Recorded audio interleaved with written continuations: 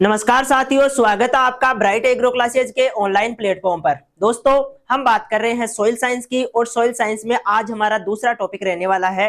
पहले हमने डेफिनेशन की, इसके अलावा जो उसके क्लासिफिकेशन है यानी कि जो ब्रांचेज है वो, और जो कंसेप्ट है एडेफोलॉजी और पेडोलॉजी, इनकी हमने बात की है। आज हम बात करने वाले हैं कि कंपोनेंट कौन कौन से होते हैं सॉइल में, और साथ में एक छोटा सा टॉपिक रहने वाला है सॉइल प्रोफाइल। इन दोनों की हम चर्चा करने वाले हैं। कंपोनेंट का मतलब है एक तरह का कंपोजिशन, यानी कि मिट्टी में होता क्या क्या है, कौन कौन सी चीजें। क्योंकि ऐसा नहीं है कि मिट्टी में सिर्फ एक ही चीज होती है जो हमें मिनरल्स दिखाई देते हैं या रॉक्स है वो दिखाई देती है, या जो दाने होते हैं वो ही होते हैं मिट्टी में। इसके अलावा भी बहुत सारी चीजें होती है, तो उन्हीं को हम देखने वाले हैं कि कंपोजिशन क्या है मिट्टी का। इसके अलावा इसमें और कौन कौन सी चीजें हम ऐड कर सकते हैं, बाह्य तौर से कौन कौन सी ऐड करते हैं, जैसे ऑर्गेनिक मैटर ऐड करते हैं, इसके अलावा हम वाटर ऐड करते हैं। ठीक है। और जो सोइल प्रोफाइल है उसका क्या नेचर है, क्या होती है प्रोफाइल, और प्रोफाइल स्टडी करने में किस प्रकार से इंपॉर्टेंस होता है प्रोफाइल का, ये चीजें भी हम देखने वाले हैं। तो सबसे पहले हम बात करते हैं कंपोजिशन की, क्योंकि ये बेसिक चीज है तो इसको सबसे पहले स्टार्टिंग में ही हम सीख लेते हैं। सबसे पहले बात करें सोइल कंपोजिशन की। कंपोजिशन को सीखने के लिए हम सीधा सीधा ये कह सकते हैं कि यदि हम क्लासिफिकेशन करें तो चार इंपॉर्टेंट चीजें जो हमें देखने को मिलेगी वो कंपोजिशन के तौर पे देखने को मिलेगी। अब इसका जो क्लासिफिकेशन है वो आप इस प्रकार से करोगे। सिंपल चीजें हैं, एकदम समझते हुए चलेंगे। सबसे पहले हम बात करेंगे, इसमें दो जो कंपोजिशन है उसको दो भागों में बांट देंगे। एक हम कहेंगे सॉलिड जो एरिया है वो अलग चीज है, यानी कि एक सॉलिड स्पेस है, और दूसरा हमारा पोर स्पेस है। यानी कि दोनों चीजें क्या होती है अभी समझाएंगे। एक होता है सॉलिड स्पेस, क्या है, सॉलिड पोर्शन बोल सकते हैं, सॉलिड स्पेस बोल सकते हैं, बात एक ही है। दूसरी चीज है पोर स्पेस, क्या है, पोर स्पेस। हिंदी में इसको बोलते हैं रंध्रावकाश, और इसको कहते हैं ठोस भाग। ठीक है, मिट्टी का ठोस भाग और रंध्रावकाश, पोर स्पेस। अब पोर स्पेस क्या है, तो पोर स्पेस जो आपके दाने हैं, यानी कि जो पार्टिकल्स है, जो प्राइमरी पार्टिकल्स, सेकेंडरी पार्टिकल्स, इनके मध्य में यानी इनके बिटवीन जो बीच में होता है, दो अणुओं के बीच में पाया जाने वाला स्पेस है। इसमें मुख्य रूप से आपको दो चीजें देखने को मिलती है, एक एयर देखने को मिलती है और दूसरा वाटर देखने को मिलता है। क्योंकि जब भी हम मिट्टी में पानी अप्लाई करते हैं, या मान लो पानी नहीं होता है, उस टाइम पे हम अधिकतर जो सोइल में देखते हैं वो एयर होती है। ठीक है, यानी कि इसमें दो चीजें हैं, एक हमें देखने को मिलती है वाटर जो हम इरिगेशन के थ्रू अप्लाई करते हैं, और दूसरी चीज देखने को मिलती है एयर। क्या देखने को मिलती है, एयर देखने को मिलती है। ठीक है, यदि हम इसको और इसको प्रोपोर्शन के आधार पे बांटे तो हम ये कह सकते हैं कि 50% क्या है आपका पोर स्पेस, और 50% ही क्या है सॉलिड स्पेस। ठीक है, दोनों चीजें क्या है 50-50% है। अब ये जो सॉलिड स्पेस है ये भी अगेन आपको दो भागों में इसको डिवाइड कर सकते हैं। ठीक है, अब दो भागों में इसको किस प्रकार से डिवाइड करेंगे, यहां पर जो डिफरेंस है वो काफी ज्यादा देखने को मिलेगा उनके बजाय। एक आपको यहां पर मिनरल मैटर देखने को मिलेगा, क्या देखने को मिलेगा, मिनरल मैटर। ठीक है, और दूसरी चीज आपको देखने को मिलेगी यहां पर ऑर्गेनिक मैटर, ऑर्गेनिक मैटर। ठीक है, ये दोनों चीजें देखने को मिलेगी। इनका जो पोर्शन रहेगा वो टोटल 50 में से 45% और ओनली 5% एवरेज लेकर चल रहे हैं। ऐसा नहीं है कि फिक्स 5% ही होता है, हम ये कह सकते हैं 4 से लेकर 6% या 1 से लेकर 6% के बीच में। क्योंकि कुछ सॉइल्स ऐसी होती है, जैसे जो डेजर्ट सॉइल है वहां पर ऑर्गेनिक मैटर की कमी बहुत ज्यादा देखने को मिलती है, यानी कि 0.5%, 1% के समथिंग ऑर्गेनिक मैटर होता है। ये भी ज्यादा मान के चलो आप, ये भी ज्यादा होता है, 0.1% तक जो ऑर्गेनिक मैटर है वो देखने को मिलता है। इसका मतलब सभी जो अपनी सॉइल्स होती है उनमें ऐसा नहीं देखने को मिलेगा, ये हम एवरेज लेकर चल रहे हैं। कुछ जो सॉइल्स होती है जो जंगलों में होती है, यानी कि फॉरेस्ट एरिया में देखने को मिलती है, उनमें 20% तक ऑर्गेनिक मैटर देखने को मिलता है। यानी कि ओवरऑल मिला के देखें तो 5% आपको क्या देखने को मिलेगा, ऑर्गेनिक मैटर देखने को मिलेगा। वाटर जो होता है वो 25% एंड एयर जो आपको देखने को मिलेगी 25%। यहां भी ये ध्यान रखना है आपको कि ये फिक्स नहीं है, ये भी रेंज में चलते हैं। यदि जो वाटर है वो आपको, हम सिंचाई जैसे मान लो इरिगेशन किया ही है हमने, तो उसके बाद में आपको वाटर का अमाउंट ज्यादा देखने को मिलेगा। ठीक है, जैसे जैसे टाइम निकलेगा तो वाटर क्या होगा, जो एरेशन द्वारा या किसी भी प्रकार से वो लीच आउट हो जाएगा, यानी कि गहराई में चला जाएगा। अब ये चीज यहाँ पर कम हो जाएगी, यानी कि वाटर की कमी हो गई, तो ऑटोमेटिक एयर जो है पोर स्पेस को बढ़ने आ जाएगी, एयर इसका जो जगह है वो ले लेगी। आगे बात समझ में, तो दोनों में ये क्या होता है, डिफरेंस होता है, और इस प्रकार से हम कंपोजिशन को बांटते हैं। ठीक है, अब यदि हम इनके एक एक काम की बात करें, यदि इनके इंपॉर्टेंस की बात करें, क्योंकि वैसे तो हम इन सभी का जो एक एक चैप्टर लेकर अलग से पढ़ेंगे, सॉइल एयर की अलग से बात करेंगे, सॉइल वाटर की अलग से बात करेंगे, सॉइल ऑर्गेनिक मैटर का एक अलग चैप्टर रहेगा, और सॉइल मिनरल्स का आपका एक अलग चैप्टर रहेगा। लेकिन इसमें यदि हम यहां बात करें तो वाटर का क्या इंपॉर्टेंस है, वाटर किसी भी ऑर्गेनिक मैटर के लिए, जो मुख्य रूप से लिविंग ऑर्गेनिज्म है, उसकी ग्रोथ के लिए एसेंशियल है। ठीक है, इसके अलावा ये न्यूट्रिएंट को सोल्यूबल फॉर्म में उपलब्ध करवाता है। ठीक है, जो सोल्यूबल फॉर्म होती है उसमें पौधों को क्या करवाएगा, उपलब्ध करवाएगा। तो दोनों ही चीजें, एक तो सॉल्यूशन बनाने में, ठीक है, सॉल्यूशन बनाकर ये न्यूट्रिएंट्स उपलब्ध करवाता है, और साथ में जो नॉर्मल ग्रोथ होती है प्लांट की, उसके लिए क्या है, वाटर जरूरी है। इसके अलावा यदि एयर की बात करें तो रूट्स में जो श्वसन होता है, ठीक है, रूट्स में जो श्वसन देखने को मिलता है, इसके अलावा जो हम ये कहें एरेशन में, इसका क्या होता है, इंपोर्टेंस होता है। जो ऑक्सीजन होती है वो रूट्स को यहीं से मिलती है, ऑक्सीजन जो मिलती है रूट्स को वो यहीं से मिलती है। ठीक है, इसके अलावा ऑर्गेनिक मैटर का क्या इंपॉर्टेंस है, तो यदि हम ऑर्गेनिक मैटर की बात करें तो ऑर्गेनिक मैटर काफी इंपॉर्टेंट चीज होती है। ठीक है, ये क्या करता है, ये मुख्य रूप से एक तो वाटर होल्डिंग कैपेसिटी को बढ़ाता है, वाटर होल्डिंग कैपेसिटी को बढ़ाता है, न्यूट्रिएंट उपलब्ध करवाता है। न्यूट्रिएंट्स के लिए तो ऐसे कहते हैं कि जो ऑर्गेनिक मैटर होता है वो स्टोर हाउस होता है न्यूट्रिएंट्स का, यानी कि ये सभी न्यूट्रिएंट्स को अपने पास में रखता है। जो इसका नेचर होने की वजह से, किस प्रकार का नेचर होता है, ये एक तरह का जो इस पर हम यदि आवेश की बात करें, आयंस की बात करें, तो रेनाइन इस पे उपस्थित होते हैं, जो नेगेटिव आयन होता है वो उपस्थित होता है। तो जितने भी पॉजिटिव आयन वाले जो न्यूट्रिएंट है उनको ये क्या करता है, अट्रैक्ट करके अपने पास में रखता है, और फिर कैटाइन एक्सचेंज कैपेसिटी द्वारा उनको पौधों को प्रोवाइड करवाता है। तो इसकी सीईसी भी क्या होती है, ज्यादा होती है। सीईसी का मतलब क्या है, कैटाइन एक्सचेंज कैपेसिटी, इसकी भी हम अलग से बात करेंगे।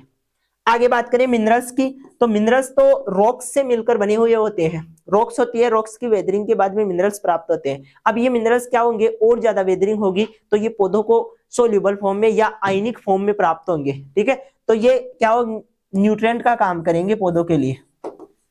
ठीक है, न्यूट्रिएंट्स का काम करेंगे। तो ये इनका एक तरह का क्या है, इंपॉर्टेंस है। ये चीजें आपको विशेष रूप से ध्यान रखनी है। जब भी हम कंपोजिशन की बात करेंगे, हम सॉइल को दो वर्गों में क्लासिफाई कर देंगे, दो ग्रुप्स बना देंगे, एक पोर स्पेस और दूसरा सॉलिड स्पेस। ठीक है, यदि हम एक जनरल वे में देखें तो हम ये कह सकते हैं, मान लो ये सॉइल है, इसमें जितनी भी ये आपको पार्टिकल्स दिखाई दे रहे हैं, ये सभी पार्टिकल्स क्या है, सॉलिड स्पेस है।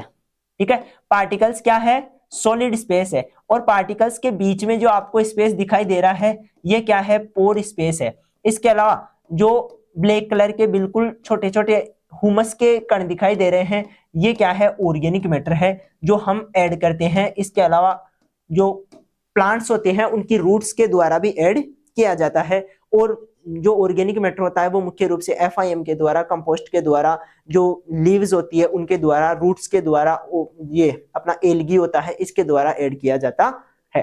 ठीक है, तो इस प्रकार से आपको ये चीजें चारों कंपोजिशन समझना है। ठीक है, और इसको फिर जो सॉलिड स्पेस, पोर स्पेस है, इसको अगेन दो भागों में बांटेंगे। एक में हम कहेंगे मिनरल मैटर जो 45% होता है, मुख्य रूप से न्यूट्रिएंट उपलब्ध करवाता है, ठोस भाग होता है।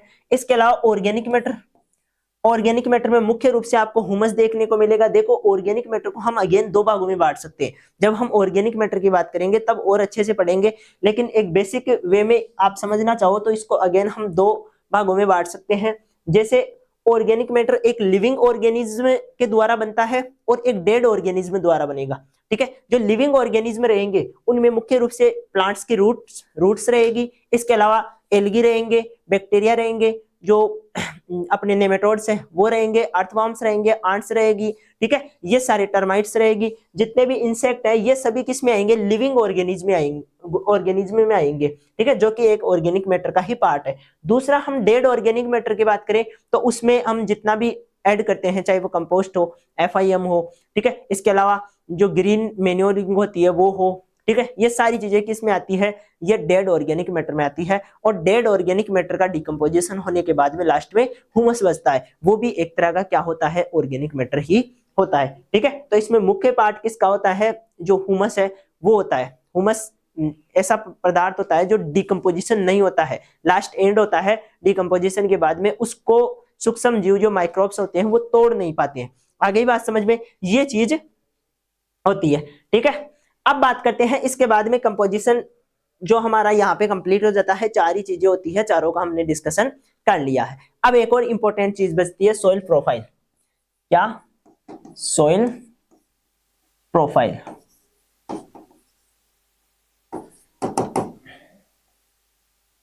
अब सॉइल प्रोफाइल की बात करें तो सॉइल प्रोफाइल में आपको देखने को मिलेगा, देखो पहले तो सॉइल प्रोफाइल होती क्या है, तो ये एक vertical portion of A soil, यानी कि सॉइल का एक क्या होता है, वर्टिकल पोर्शन होता है। जब हम वर्टिकली किसी सॉइल को बांटना चाहे, काटना चाहे, तो हम ये कहेंगे वो एक प्रोफाइल का रूप है, प्रोफाइल है, ठीक है। जैसे मान लो ये आपकी फील्ड था और फील्ड को आपने ऐसे डिवाइड कर दिया, ठीक है, फील्ड को आपने किस प्रकार से ऐसे डिवाइड कर दिया। अब ये जो कटान है पूरी ऊपर से नीचे तक की, इसको हम क्या बोलेंगे, प्रोफाइल बोलेंगे। लेकिन इसमें भी आपको अलग अलग लेयर्स दिखाई देनी चाहिए, ठीक है, अलग अलग क्या होनी चाहिए, लेयर्स होनी चाहिए। जैसे जो फर्स्ट लेयर होती है उसको ऑर्गेनिक लेयर बोलते हैं, यानी कि ओ हॉरिजॉन बोलते हैं, ठीक है। दूसरी जो लेयर होती है इसको हम ए हॉरिजॉन बोलते हैं। तीसरी जो लेयर होती है इसको हम बी हॉरिजॉन बोलते हैं। और नेक्स्ट जो आपको लेयर देखने को मिलेगी इसको हम सी हॉरिजॉन या पेरेंट मटेरियल बोलते हैं, ठीक है। इनसे ही आगे चल के सॉइल का निर्माण होता है। इसके अलावा लास्ट में आपको रॉक्स देखने को मिलेगी, क्या देखने को मिलेगी, नीचे चट्टाने आ जाएगी, ज्यादा गहराई में जाते ही क्या हो जाता है, चट्टाने आ जाती है। तो सबसे ऊपर वाला जो ऑर्गेनिक लेयर है, तो यहां से हम उनकी एक एक की बात कर लेते हैं। सबसे पहले हम ऑर्गेनिक जो लेयर है इसको हम ऑर्गेनिक हॉरिजॉन बोल रहे हैं। क्या बोल रहे हैं, ऑर्गेनिक हॉरिजॉन। अब देखो ऑर्गेनिक हॉरिजॉन पहली बात तो कहां पर मिलेगा आपको, ये फॉरेस्ट एरिया में मिलेगा। कहां पर मिलेगा, फॉरेस्ट एरिया में, ठीक है। यहां पर ही क्यों मिलेगा, जो कल्टीवेटेड एरिया है वहां पे क्यों नहीं मिलेगा, क्योंकि फॉरेस्ट एरिया में मुख्य रूप से जो लीव्स होती है या वो मतलब जो वहां की सोइल होती है वो एक तरह की वर्जन सोइल होती है, उसमें किसी प्रकार का कोई भी कल्टीवेशन नहीं करते हैं। तो ऑर्गेनिक मैटर गहराई में नहीं जाता है, ऊपर वाली लेयर पे ही जमा रहता है, ठीक है। ऊपर वाली लेयर पे ही क्या हो जाएगा, जमा हो जाएगा और वहीं पे उसका डिकम्पोजिशन होता रहेगा, वो अनटच है, उसको किसी ने टच नहीं किया है। तो वहां पे क्या होगा, ऑर्गेनिक मैटर धीरे धीरे जमा होकर एक बड़ी लेयर बना लेगा जिसको हम ऑर्गेनिक लेयर बोलते हैं, और ये लंबा परिक्रम रहेगा, ठीक है, यानी कि काफी टाइम लगेगा इसमें। तो फॉरेस्ट एरिया में देखने को मिलता है।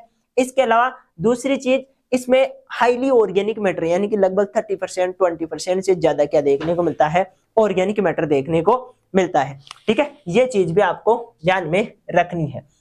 तो क्या है इसमें, ऑर्गेनिक मैटर होता है अधिक मात्रा में, ये चीज आपको ध्यान में रखनी है।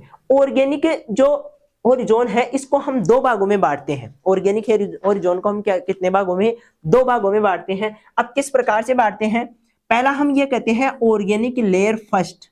क्या बोलते हैं, ऑर्गेनिक लेयर फर्स्ट। अब ऑर्गेनिक लेयर फर्स्ट क्या होती है, तो इसको ध्यान में रखने के लिए आप ये ध्यान रखो कि इसको यदि हम यहां से दो भागों में काटें तो हम ये कहेंगे एक भाग ऐसा रहेगा जिसमें ऑर्गेनिक मैटर जस्ट अभी ऐड हुआ ही है, यानी कि ऊपर वाले भाग में मान लो पत्तियां गिर रही है लगातार कंटिन्यू, तो क्या होगा, जो ऑर्गेनिक मैटर है उसको ऐड हुए कुछ ही दिन हुए हैं, तो उसका डिकम्पोजिशन अभी हुआ नहीं है, तो अनडिकम्पोज्ड मटेरियल है। ऊपर वाली लेयर में क्या देखने को मिलेगा, अनडिकम्पोज्ड लेयर देखने को मिलेगी या पार्शियल डिकम्पोज देखने को मिलेगा, यानी कि थोड़ा बहुत उसमें डिकम्पोजिशन हो सकता है, लेकिन कंडीशन ये रहेगी कि पूर्ण रूप से डिकम्पोज नहीं है, ठीक है। अनडिकम्पोज मटेरियल है या पार्शियल डिकम्पोज मटेरियल है, ठीक है। तो इसको हम लिख सकते हैं क्या, partial decompose partially decomposed material, ठीक है। इसके अलावा ऑर्गेनिक लेयर सेकंड रहेगी, जो आपको देखने को मिलेगी डिकम्पोज्ड लेयर, यानी कि यहां पर डिकम्पोजिशन कंप्लीट हो जाएगा। तो ये किस प्रकार की है, डिकम्पोज्ड लेयर है, ठीक है, डिकम्पोज्ड लेयर है।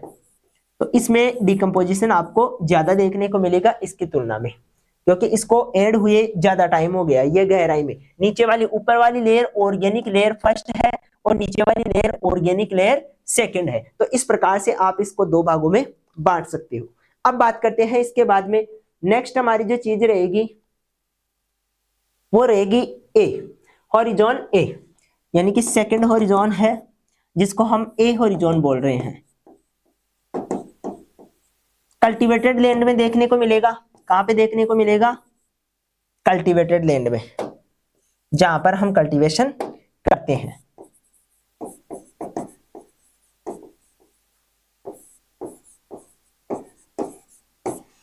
ठीक है। इसके अलावा ए हॉरिजॉन की एक खास बात है, इसमें एक प्रोसेस होती है जो आपको ध्यान में रखनी है। प्रोसेस क्या होती है कि यहां से ऊपर वाली लेयर से कुछ और जो पदार्थ होते हैं, कुछ मटेरियल ऐसा होता है जो पानी के साथ सोल्यूबल फॉर्म में आके नीचे वाले जो लेयर है यानी कि बी हॉरिजॉन है उसमें आ जाएगा, ठीक है। अब वो कौन कौन सा मैटर है, तो वो जो प्रोसेस है उसे तो इलुविएशन बोलेंगे। क्या बोलेंगे, इलुविएशन, ठीक है। उस प्रोसेस को क्या बोलेंगे, इलुविएशन। अब होती क्या है इसको देख लेते हैं एक बार। इलुविएशन की प्रोसेस का मतलब है कि क्ले, इसके अलावा एल्यूमिनियम और आयरन के ऑक्साइड, क्ले, एल्यूमिनियम और आयरन के ऑक्साइड प्लस कुछ मात्रा में ह्यूमस, ये सारी चीजें पानी के साथ घुल जाती है, ठीक है। कौन कौन सी चीजें हैं, क्ले होता है जो कि बिल्कुल छोटे कण है, इसके अलावा आयरन और एल्यूमिनियम के ऑक्साइड्स जिन्हें हम सेक्सवी ऑक्साइड भी बोलते हैं, ठीक है। क्या बोलते हैं, सेक्सवी ऑक्साइड्स।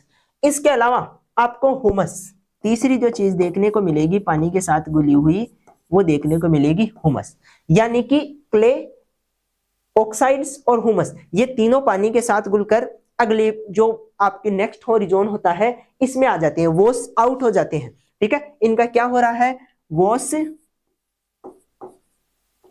आउट, यानी कि ये पानी के साथ घुलकर नेक्स्ट हॉरिजॉन में चले जाते हैं, ऊपर से नीचे वाले हॉरिजॉन में आ जाते हैं। इसी प्रोसेस को हम क्या बोलते हैं, इलुविएशन बोलते हैं। इसी प्रोसेस को हम क्या बोल रहे हैं, इलुविएशन बोल रहे हैं, ठीक है। तो इसमें ये बात ध्यान रखनी है। इसके अलावा यदि हम, ये ए है, इसको तीन भागों में बांट सकते हैं। ए को कितने भागों में बांट सकते हैं, तीन भागों में।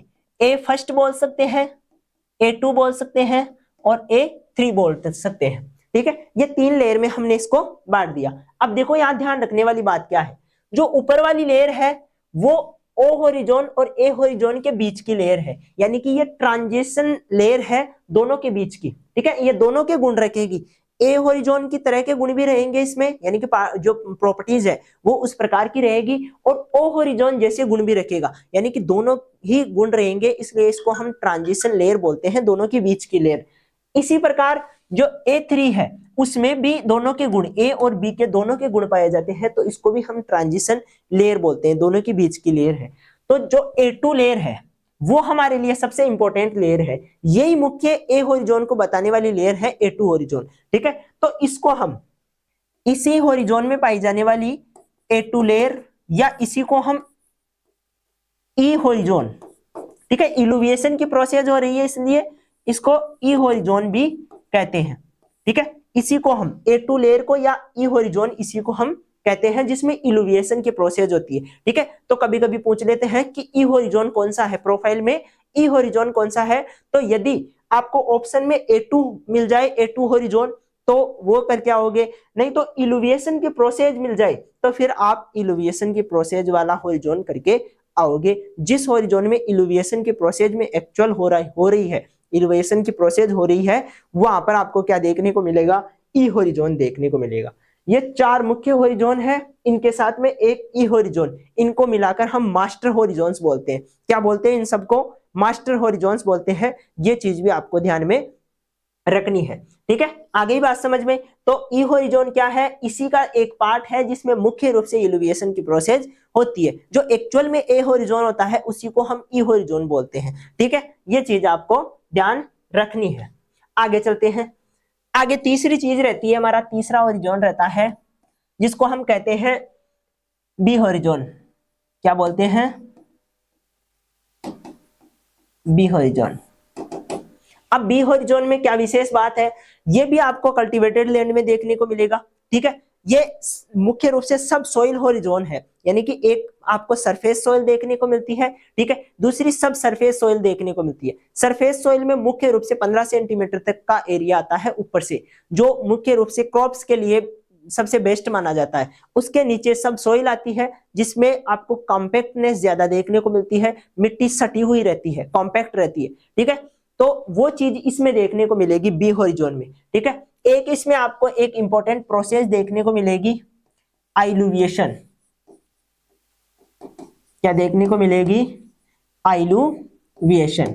अब इसमें क्या होता है, तो इसमें वो सारे मटेरियल जो ऊपर से आए हैं, चाहे वो कले हो, चाहे वो एल्यूमिनियम और आयरन के ऑक्साइड्स हो, ठीक है, चाहे वो ह्यूमस हो, ये तीनों चीजें ही क्या होती है, आगे चल के ये तीनों चीजें आगे चल के जमा हो जाएगी इस होरिजोन में आकर। इसी चीज को हम क्या कहेंगे, आइलुविएशन कहेंगे। क्या कहेंगे, आइलुविएशन। तो यहां पर क्या हो रहा है, वॉशिंग इन हो रहा है। क्या हो रहा है, वॉशिंग इन की प्रोसेस, यानी कि यहां आकर जमा हो रहा है या एक्यूमुलेशन हो रहा है। ठीक है, इन सब का क्या हो रहा है, एक्यूमुलेशन हो रहा है। ये शब्द भी काम में लेते हैं। ठीक है, ये शब्द भी हम काम में लेते हैं, accumulation. Clay, aluminium, iron oxide और ह्यूमस, इन तीनों ही चीजों का क्या होगा, एक्यूमुलेशन, यानी कि जमा होगा। ये आकर इस लेयर में, जो अपनी बी वाली लेयर है, इसमें आकर जमा हो जाएगा। यानी कि यहां से निकलेंगे और यहां आकर जमा हो जाएंगे। वहां से निकलेंगे, इस प्रोसेस को, जो वॉशिंग आउट होंगे, इस प्रोसेस को इल्यूविएशन, और वॉशिंग इन होंगे, उस प्रोसेस को हम आइलुविएशन कह रहे हैं। दोनों में इतना ही फर्क देखने को मिलेगा आपको। ठीक है, इसके अलावा इसको भी हम B1, B2 और B3 तीन जो सब होरिजोन्स है उसमें बांट सकते हैं। ठीक है, इसको भी हम क्या कर सकते हैं, ऐसे तीन भागों में, B1, B2 और B3 इनमें बांट सकते हैं। लेकिन ये ध्यान रखना कि ये ट्रांजिशन होरिजोन है, ये भी ट्रांजिशन होरिजोन है, बीच वाला है, ये सबसे इंपॉर्टेंट है। ठीक है, एक बात यहां पर ही नोट करके आप लिख लेंगे, क्या लिखेंगे, कि जो एक्चुअल में सोलम होता है, जिसे हम ट्रू सोइल कहते हैं, वास्तविक सोइल, वो A प्लस बी होता है। A और B होरिजोन मिलकर, A प्लस बी होरिजोन मिलकर सोलम बनाते हैं। क्या बनाते हैं, सोलम बनाते हैं। और इसी को हम ट्रू सोइल कहते हैं। क्या कहते हैं, ट्रू सोइल, यानी कि जो वास्तविक मिट्टी होती है, एक्चुअल में जिसे हम मिट्टी मान सकते हैं, जो मिट्टी के गुण रखती है सभी, वो कौन सी है, A प्लस बी वाली सोइल है। यानी कि होरिजोन A और होरिजोन B, इन दोनों को मिलाकर हम क्या कर सकते हैं, इनको हम सोलम बोल सकते हैं। आगे बात समझ में। कुछ कुछ बुक्स ये लिखती है कि A प्लस बी को हम AE प्लस बी भी लिख सकते हैं। कुछ बुक्स ये भी लिखती है। ये क्यों लिखती है, क्योंकि ए में ही A2 आपको देखने को मिलती है। ठीक है, ए में ही क्या देखने को मिलती है, A2 होरिजोन देखने को मिलता है। तो A2 होरिजोन को ही तो हम ई होरिजोन बोल रहे हैं। ठीक है, इसका मतलब A, B और A2 जो होरिजोन है, इन तीनों को मिलाकर हम क्या कह सकते हैं, सोलम कह सकते हैं। ये चीज भी आपको कई कई बुक्स में देखने को मिलेगी। ठीक है, तो इसको भी आप अलग से ध्यान रखोगे। आ गई बात समझ में, ये चीज भी आपको ध्यान रखनी है। इसके अलावा एक और चीज हम यही देख लेते हैं, क्या देखेंगे, कि जो A है, B है और C है, इन तीनों को मिलाकर रिगोलित बोलते हैं। क्या बोलते हैं, रिगोलित। क्या बोला जाता है दोस्तों, रिगोलित बोला जाता है। तो ये शब्द भी आपको ध्यान में रखना है। A प्लस बी प्लस सी, जो तीनों चीजें हैं, वो रिगोलित होता है। सी इसमें मुख्य रूप से जो पेरेंट मटेरियल है उसके तौर पे काम करता है। पार्शियली वेदर्ड होता है ये।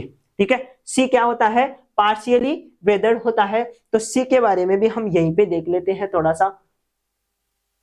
क्या देखेंगे सी हॉरिजॉन के बारे में। जो सी हॉरिजॉन है अपना चौथा हॉरिजॉन,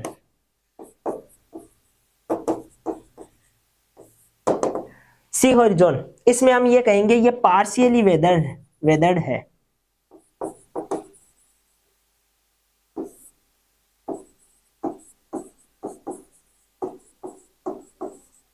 ठीक है, इसके अलावा हम ये कहेंगे ये मुख्य रूप से पेरेंट मटेरियल का काम करता है, parent material for soil, soil formation या सॉइल के लिए क्या करता है, पेरेंट मटेरियल का काम करता है। ये चीज आपको ध्यान में रखनी है। ठीक है, तो ये चीजें आपको देखनी है, तो मेरे हिसाब से आपको किसी प्रकार का कोई कंफ्यूजन नहीं होगा। ठीक है, सारी चीजें समझ में आ गई। जो प्रोफाइल है उसमें हमने मुख्य रूप से जो हॉरिजॉन्स है उनकी बात की। सबसे पहले ऑर्गेनिक हॉरिजॉन की बात की। ऑर्गेनिक हॉरिजॉन में हमने कहा कि ये कल्टीवेटेड सॉइल में नहीं होता है, ये मुख्य रूप से आपको वर्जिन सॉइल या जिसको हम जो फॉरेस्ट सॉइल है वो कहते हैं, वहां पर देखने को मिलता है। इसके अलावा इसमें ऑर्गेनिक मैटर की मात्रा काफी ज्यादा हाई होती है और इसको दो लेयर्स में हम डिवाइड करते हैं, ऑर्गेनिक लेयर फर्स्ट और organic layer second. Organic layer first में आपको पार्शियली डिकम्पोज्ड मटेरियल मिलेगा और जो ऑर्गेनिक लेयर सेकंड है उसमें आपको डिकम्पोज्ड मटेरियल मिलेगा जो कि ह्यूमस के रूप में चेंज हो जाता है। ठीक है, इसके बाद में ए हॉरिजॉन आता है, ये कल्टीवेटेड लैंड में दिखाई देता है। ठीक है, इसमें मुख्य रूप से इल्यूविएशन की प्रोसेस होती है जिसको हमने डिस्कस किया है, और इसमें ए2 हॉरिजॉन जिसको हम ई हॉरिजॉन भी बोलते हैं वो भी पाया जाता है। इंपॉर्टेंट चीज है, ध्यान रखना है। इसके अलावा बी हॉरिजॉन होता है। बी हॉरिजॉन में मुख्य रूप से आइल्यूविएशन की प्रोसेस जो कि वॉशिंग इन वाली प्रोसेस होती है जिसमें आकर चीजें जमा हो जाती है। और एक चीज आपको ये भी ध्यान रखनी है कि ये जो बी हॉरिजॉन होता है ये थोड़ा डार्क कलर का होता है। कैसा होता है, डार्क कलर का होता है। अब ऐसा क्यों होता है, डार्क कलर इसलिए होता है क्योंकि ह्यूमस आकर यहां जमा हो रहा है। ह्यूमस नेचुरली ब्लैक कलर का होता है या ब्राउन कलर का होता है, ठीक है, वो खुद एक डार्क कलर में है। ह्यूमस आके जमा हो जाएगा तो वो मिट्टी को भी हल्की सी क्या कर देगा, डार्क कलर की कर देगा। तो इसकी तुलना में जो ए हॉरिजॉन है इसकी तुलना में आपको ये लाइट कलर में देखने को मिलेगा, ये किसमें, लाइट कलर में देखने को मिलेगा, और वो आपको थोड़ा सा डार्क कलर में देखने को मिलेगा। ये चीज आप रंग के रूप में ध्यान में रखोगे। बाकी आइल्यूविएशन की प्रोसेस होती है, ए प्लस बी को हम सोलम कहते हैं, इसके अलावा ए बी प्लस सी को हम रिगोलित कहते हैं, और सी हॉरिजॉन जो कि पार्शियली वेदर्ड होता है वो पेरेंट मटेरियल के तौर पे काम करता है। आर रॉक्स आ जाती है, नीचे रॉक्स आती है, वो एक हॉरिजॉन के रूप में नहीं देखा जाता है। रॉक्स की हम अलग से स्टडी करेंगे जो नेक्स्ट क्लास में हमारा रहेगा। ठीक है, आगे बात समझ में। तो कंपोजिशन में जो हमने पहले डिस्कस किया उसमें, और मुख्य रूप से यहाँ पर किसी प्रकार का कोई भी आपको कंफ्यूजन नहीं होगा। अब कैसे लिख के आना है, क्या चीजें करनी है, ये सारा हम डिस्कस करेंगे पीडीएफ के साथ में। ठीक है, किसके साथ में, पीडीएफ के साथ में। हमारा जो मुख्य पॉइंट है वो है सोइल कंपोनेंट्स, यानी कि सोइल में क्या क्या पाया जाता है उन चीजों का हम डिस्कशन कर रहे हैं। ठीक है, इसमें आपको मल्टीफेज सिस्टम देखने को मिलेगा। मल्टीफेज सिस्टम का मतलब है अलग अलग चीजें, जैसे गैसीय सॉलिड फेज भी मिलेगी और गैसियस फेज भी मिलेगी। दोनों चीजों को हमने डिस्कस किया है, एक को सॉलिड स्पेस कहा और एक को पोर स्पेस कहा, दोनों चीजें। ठीक है, तो दोनों ही देखने को मिलती है मिट्टी में भी। ठीक है, इसके अलावा केमिकली और मैकेनिकली अलग अलग चीजें होती है, डिफरेंस होता है फिजिकली। ठीक है, तो सॉलिड होता है, लिक्विड होती है, गैस होती है, इन सब चीजों को हमने डिस्कस किया है, वही सारी बेसिक बातें दी गई है। आपको यहां से लिखना है, क्या लिखना है कि सोइल कंपोजिशन को मुख्य रूप से हम कितने भागों में बांटते हैं, मिनरल मैटर में, ऑर्गेनिक मैटर में, ठीक है, वाटर में और एयर में, 4 भागों में बांटते हैं। कितने भागों में बांट रहे हैं, 4 भागों में बांट रहे हैं। और यदि आप और अच्छा लिखना चाहो तो आप यहां से लिख सकते हो, solid component of soil are in fine state mix well with other components of soil. About 50% of soil volume is surrounded by soil solid. solid के द्वारा क्या किया जाता है, सराउंडेड किया जाता है। मुख्य रूप से भाग जो होता है वो solid का 50% होता है, और पोर स्पेस क्या होता है, 50% में आता है, जो चीजें मैंने आपको बताई है। इसके अलावा चारों चीजें क्या होती है, कंपोजिशन के रूप में देखी जाती है, जिनको हमने डिस्कस किया है। अब यहाँ आ जाओ, यहाँ पर जो चीजें हैं वो देखने को मिलती है, volumetric organization of mineral matter, यानी कि मिनरल मैटर को हम वॉल्यूम के आधार पर डिवाइड कर रहे हैं। किसके आधार पर, वॉल्यूम के आधार पर। 45% क्या होता है, मिनरल होता है, 25% एयर होती है, 25% वाटर होता है, और ऑर्गेनिक मैटर आपको देखने को मिलता है वॉल्यूम के हिसाब से यहाँ पर नहीं दे रखा है, आप लिख सकते हो 5% के समथिंग क्या होता है, ऑर्गेनिक मैटर होता है। यहाँ पीडीएफ में थोड़ी सी मिस्टेक है, यहाँ पर 5% आएगा, सिर्फ परसेंट दे रखा है, आप इसको 5 कर लोगे। ठीक है, आ गई बात समझ में। तीनों चारों चीजें आपको ऐड करनी है। ये वेटेज के आधार पे दे रखा है, इसको आप वेट के आधार पे नहीं ध्यान रखो तो भी कोई फर्क नहीं पड़ेगा। मुख्य रूप से वॉल्यूम के आधार पर ही पूछा जाता है, वेट के आधार पर इतना नहीं पूछता है। वेट के आधार पर यदि हम ध्यान भी रखें तो 1 क्यूबिक फुट सोइल जो होती है उसमें 77 pound mineral, 16 pound water, 3 pound आपको ऑर्गेनिक मैटर और 4 पाउंड आपको एयर देखने को मिलती है। ये वेटेज के आधार पे है, इतना इंपॉर्टेंट नहीं है, एक बार नजर मार लेना, उतारने की जरूरत नहीं है क्योंकि पूछा यही जाता है। इसके बाद में बात करें मिनरल्स की, तो मिनरल्स में आपको मुख्य रूप से क्या देखने को मिलता है, जो सॉलिड मटेरियल है वो देखने को मिलता है, और mineral matter in the solid phase of soil more than 90%। ठीक है, जो सॉलिड फेज में यदि हम बात करें तो टोटल, क्योंकि यहाँ देखो बात, यहाँ देखो 50% क्या है, सॉलिड मटेरियल है जो मिट्टी में पाया जाता है। वॉल्यूम के आधार पर हमने कहा सॉलिड स्पेस 50% है। इसका 45% क्या है, टोटल का 45% तो आपको देखने को मिलेगा मिनरल मैटर। और यदि इसको मैं 100% मान लूं, इस चीज को यदि मैं 100% मान लूं सॉलिड स्पेस को, तो इसका 45% का मतलब हो गया लगभग 90%। क्या हो गया, लगभग 90%, क्योंकि ओवरऑल का जो 50% है और इसका मान लो इसमें से 45% इसमें ऑर्गेनिक ये मिनरल मैटर में जा रहा है। इसका मतलब यदि इसको मैं 100 कर दूं तो ये भी दुगना हो जाएगा। इसको मैंने मान लो 100 कर दिया तो इसको भी मैं दुगना कर सकता हूं, यानी कि ये भी क्या हो जाएगा, जस्ट डबल हो जाएगा। तो 45 से 90% हो गया, यानी कि ओवरऑल सॉलिड स्पेस में से यदि मिनरल मैटर को ऐड करना चाहे, अलग करना चाहे, तो 90% क्या रहेगा, मिनरल मैटर, और 10% क्या रहेगा, जो सॉलिड वो ऑर्गेनिक मैटर है वो देखने को मिलेगा। ठीक है, वही बात यहाँ पर बता रहे हैं। Mineral found in the four particles different size.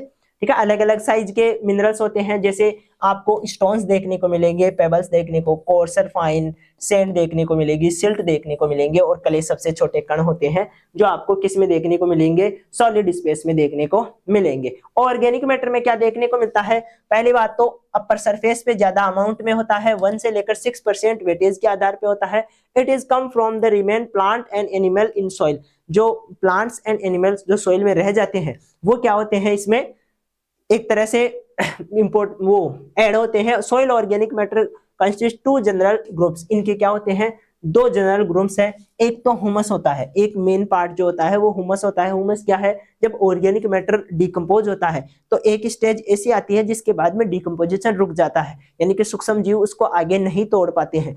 उस अवस्था को, उस चीज को हम ह्यूमस कहते हैं। Native tissue and their partial dissected parts, यानी कि जितने भी जो टिश्यूज है, रूट्स है और जो लिविंग ऑर्गेनिज्म है, ये सब मिलाकर एक अलग भाग बनाते हैं। यानी कि हम इसको ये कह सकते हैं कि लिविंग मटेरियल, ठीक है, और नॉन लिविंग मटेरियल, इन दोनों में हम ऑर्गेनिक मैटर को आगे बांट सकते हैं।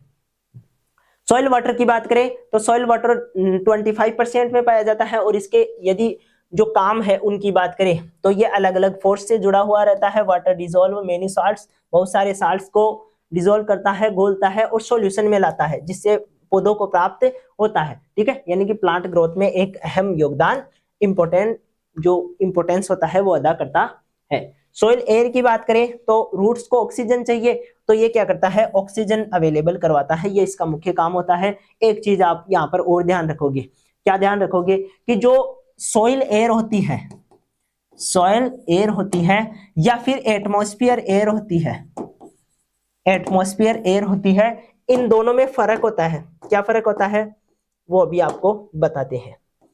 देखो, जो सॉइल एयर है इसमें आपको CO2 देखने को मिलेगी 0.4%। कितनी देखने को मिलेगी दोस्तों, 0.4%। जबकि एटमॉस्फेयर एयर है उसमें आपको CO2 देखने को मिलेगी 0.04%, यानी कि लगभग 10 गुना जो कार्बन डाइऑक्साइड है वो ज्यादा देखने को मिलती है सॉइल में। किसमें, सॉइल एयर में ज्यादा कार्बन डाइऑक्साइड देखने को मिलती है बजाय एटमॉस्फेरिक एयर के। क्यों, ऐसा क्यों होता है, क्योंकि इसमें पाए जाते हैं सूक्ष्म जीव, सॉइल में क्या होते हैं, माइक्रोब्स होते हैं। माइक्रोब्स क्या करते हैं, ऑर्गेनिक मैटर का डिकम्पोजिशन करते हैं और उसको CO2 में चेंज करते हैं। ठीक है, तो CO2 की जो सांद्रता है, जो कंसंट्रेशन है, वो ऑटोमेटिक ही बढ़ जाती है। तो 10 गुना ज्यादा होती है, 10 टाइम ज्यादा देखने को मिलती है। ठीक है, ये चीज आपको ध्यान में रखनी है। बात करें सॉइल प्रोफाइल की, तो सॉइल प्रोफाइल क्या होती है, तो ये जब हम वर्टिकली किसी चीज को